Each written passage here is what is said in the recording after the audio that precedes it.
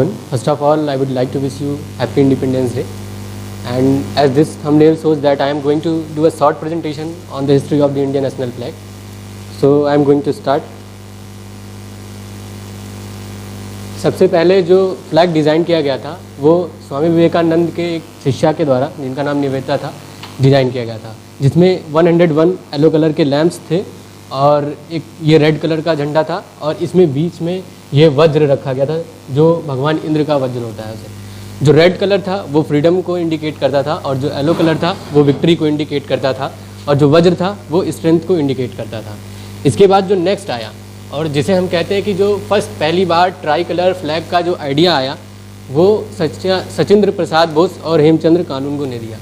वो 7 अगस्त 1906 को Parsi wagon square में आया, उसे फहराया गया और उसमें 3 हॉरिजॉन्टल स्ट्रिप्स लगे हुए थे, green colour, yellow colour and red colour. जो ग्रीन कलर की स्ट्रिप थी उसमें लोटस लगा हुआ था और येलो कलर के स्ट्रिप्स पे वंदे मातरम लिखा हुआ था और एक राइट साइड में चाँद और एक साइड में तारा, और इसको लोटस फ्लैग के नाम से भी जाना गया। इसके बाद जो नेक्स्ट फ्लैग आया इसमें बस थोड़ा सा मॉडिफिकेशन किया गया। जो हमारा ये उसमें स्ट्रिप्स ग्रीन कलर की थी जिस पे लोटस लगा था, यहाँ पे सैफरॉन कलर करके इसमें स्टार लगा दिया गया और बाकी का सेम वैसे मॉडिफिकेशन कर दिया गया। ये मैडम कामा के द्वारा और उनके एक मतलब रिवोल्यूशनरीज का एक ग्रुप था, उनके द्वारा इसे फहराया गया था और इसे एक बर्लिन में कॉन्फ्रेंस हुआ था, वहाँ पे भी इसे फहराया गया था।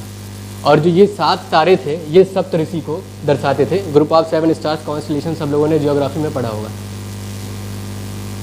इसके बाद जो एक झंडा आया वो इस तरीके का था, वो 1917 में आया था, जिसे डॉक्टर एनी बेसेंट और लोकमान्य तिलक द्वारा होम रूल मूवमेंट के टाइम में इसको फहराया गया था। इस फ्लैग में 5 रेड कलर के और 4 ग्रीन कलर के स्ट्रिप्स लगे थे और सेम मॉडल जो सप्तऋषि का उसमें अपनाया गया था वही सेम मॉडल इसमें भी 7 स्टार्स के थ्रू दिखाया गया।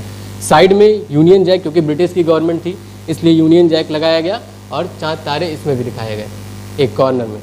इसके बाद जो नेक्स्ट फ्लैग आया वो ये था, कुछ ऐसा, जो गांधी जी के एक शिष्य द्वारा बनाया गया था। उस टाइम विजयवाड़ा में एक कॉन्फ्रेंस चल रही थी ऑल इंडिया कांग्रेस कमेटी की, जिसे उस समय बेजवाड़ा कहा जाता था। ये 1921 की बात है। उस समय इसमें खाली उस टाइम जब इसे डिज़ाइन किया गया तो इसमें एक रेड कलर की एक ग्रीन कलर की पट्टी रखी गई। फिर जब गांधी जी के शिष्य ने इनको दिखाया तो उन्होंने कहा कि एक इसमें वाइट स्ट्रिप हम ऐड करेंगे, ये जो वाइट स्ट्रिप लगी है, और एक चरखा इसमें ऐड किया उन्होंने अपना, क्योंकि उस समय स्वदेशी मूवमेंट चल रहा था। स्वदेशी मूवमेंट के टाइम उन्होंने सेल्फ रिलायंट की बात कही थी कि अपना हम वस्त्र खुद बनाएंगे चरखे से, स्पिन वुमेन वाला बात। तो उसमें उन्होंने चरखा ऐड किया इसमें कि सेल्फ रिलायंट को शो करेगा और ये हमारे प्रोग्रेस ऑफ द नेशन को शो करेगा। इस झंडे में थोड़ा मॉडिफिकेशन किया गया और इसके बाद ये झंडा आया मेरा। इसमें 1931 में इसको अडॉप्ट किया गया और इस फ्लैग को एक यहाँ पे simple saffron colour, green colour and same वही चरखा इसमें भी कह दिया गया। इसके बाद जो नेक्स्ट आया मेरा वो ये तिरंगा था, जो 22 जुलाई 1947 को कॉन्स्टिट्यूएंट असेंबली के द्वारा इसे अडॉप्ट किया गया। फाइनली यही हमारा झंडा है।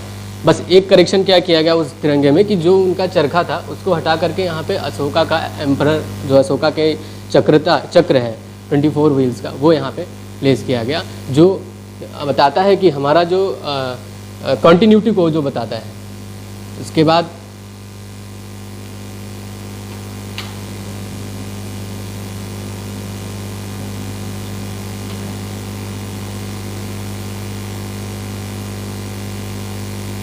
ये अब 3 कलर का मतलब उन्होंने जो उस टाइम कॉन्स्टिट्यूएंट असेंबली में बताया गया कि जो ये सैफरॉन कलर है, केसरिया रंग है हमारा, ये स्ट्रेंथ एंड करेज को बताता है, और जो वाइट कलर है वो ट्रूथ और पीस को बताता है, और जो अशोक के ये चक्र में जो 24 तीलियां हैं ये कांस्टेंट मूवमेंट और हमारे कंट्री के कांस्टेंट प्रोग्रेस को बताते हैं कि हमारी कंट्री जो निरंतर है वो प्रगतिशील है, और जो ग्रीन कलर है वो कंट्री के फर्टिलिटी, ग्रोथ और ऑस्पिशियसनेस को बताता है। इसके बाद जब ये सारी चीज़ें हो गई तो अब झंडे का बहुत लोग अपमान करते थे। उसके लिए एक एक्ट लाया गया, prevention of insults to national honour act 1971, जिसे 23 दिसंबर 1971 को किया गया। इसमें ये बोला गया, इसमें 3 सेक्शन थे, 1, 2, 3। सेक्शन 1 में इसका टाइटल दिया गया और सेक्शन 2 में ये बोला गया कि अगर कोई भी पब्लिक प्लेस पे या किसी भी अदर अपने इंडिविजुअल भी अगर कोई किसी भी तरीके से ये पाया जाता है कि वो झंडे को बर्न करता है या किसी तरीके से उसको ह्यूमिलिएट करता है तो उसके खिलाफ कार्रवाई की जाएगी और उसे कम से कम 3 साल की सज़ा हो सकती है, या फाइन भी उसे लिया जा सकता है, या फिर दोनों। और एक और इसमें ऐड किया गया कि अगर कोई भी नेशनल एंथम अगर कहीं हो रहा है, आप किसी भी इंटेंसली जा करके उसको प्रिवेंट करते हो कि आप नेशनल एंथम मत गाओ, या किसी भी तरीके से उसका ह्यूमिलिएशन करते हो नेशनल एंथम का, तो भी आपको 3 साल की सज़ा हो सकती है और उसके अलावा फाइन भी भरना पड़ सकता है। इसमें एक और अमेंडमेंट किया गया और 3A इसमें सेक्शन ऐड किया गया कि अगर मान लीजिए आप पहले से सज़ा काट रहे हैं और फिर से आपने कोई ऐसा एक्टिविटी कर दिया जिससे हमारा जो फ्लैग है वो ह्यूमिलिएट हो गया, हमारा नेशनल एंथम ह्यूमिलिएट हो गया, तो उस समय क्या किया जाएगा कि जो आपके ऊपर, ऐसा नहीं कि आपके ऊपर पहले से अगर सज़ा चल रही है तो उसी में आपका सज़ा कंटिन्यू ना हो, आपके लिए एक नया सज़ा ऐड किया जाएगा, मिनिमम 1 साल और मैक्सिमम 3 साल फिर से ऐड किया जा सकता है और फाइन भी लिया जा सकता है। 2002 के पहले हम लोग जैसे अभी भी है, कहीं भी ऑफिस में डेली कभी कोई लोग तिरंगा फहरा देते हैं, ऑफिस में लगा लेते हैं, किसी बिल्डिंग पे कभी भी जब मन करता है लगा लेते हैं। ऐसा पहले नहीं था। पहले क्या था कि बस आप किसी भी एक स्पेशल मोमेंट पे हो रहा है, कोई सेलिब्रेशन है, उस पर लगा सकते हैं, एक पब्लिक एंटिटी इकट्ठा होगी, आप ऐसे वहाँ पे सेलिब्रेशन कर सकते हैं। उसके बाद 2002 में एक नवीन जिंदल नाम के एक इंडस्ट्रियलिस्ट थे, उन्होंने एक केस फाइल किया, PIL फाइल किया, पब्लिक इंटरेस्ट लिटिगेशन, कि इस रिस्ट्रिक्शन को हटाया जाए, we are the public and हमें हर जगह पे इस झंडे को जो है हम फहरा सके जब हमारा मन करे। तो उस समय जजमेंट एक आया, उस समय के जो चीफ जस्टिस ऑफ इंडिया थे वो VN खरे थे।